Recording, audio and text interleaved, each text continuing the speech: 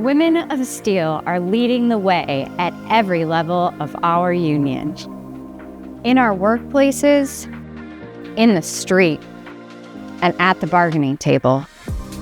We fight for equity, safety, good jobs with fair wages that allow us to raise our families and give back to our communities. We know our power, but how did we get here?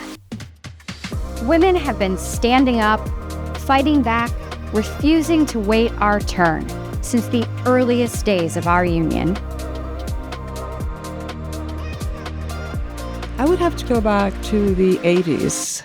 And at that time in Canada, as well as the United States, there were a lot of changes in the economy. A lot of women were having to leave their houses and their kids and go out and work just so the families could survive and keep a decent standard of living.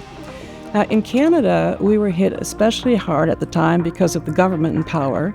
And a lot of the benefits that we had as families just disappeared. I came out of the mining industry, so where I lived, a lot of the women in that area went for jobs at the mine. And I can tell you, the mine was not a good place for women in the early 80s. They just didn't have the resources, and they certainly didn't have the facilities for these women coming in.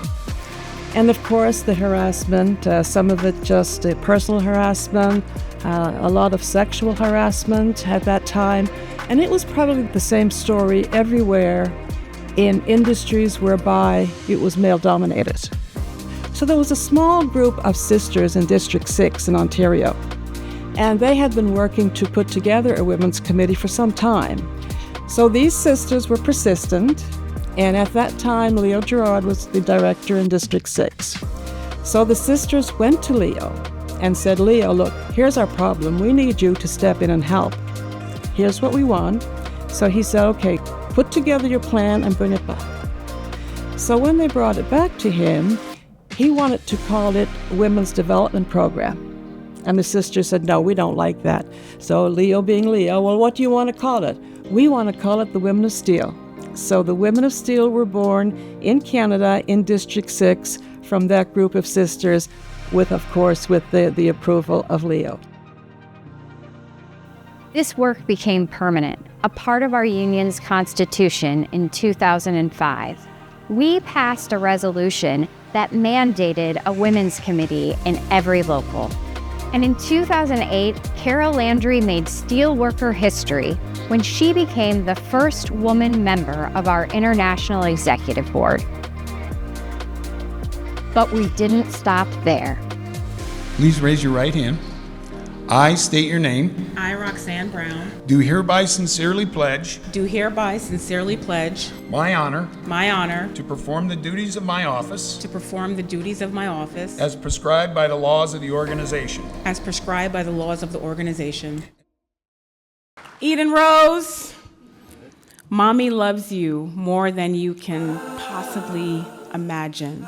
I want you to always know your power, to always show up as your authentic self, and to know that there is no ceiling, baby girl, because Mommy just shattered a huge hole in that ceiling for you, your cousins, and your god sisters.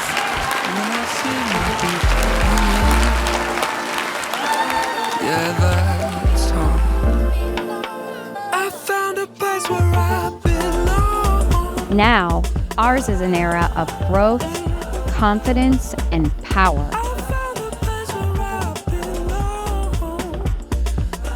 And as we look forward, we see the horizon, a shattered ceiling, and limitless possibilities.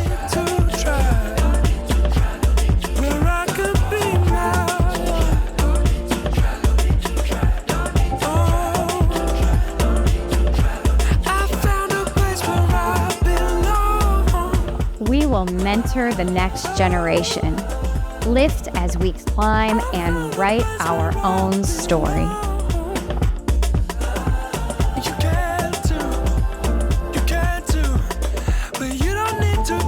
A legacy we're proud to carry forward.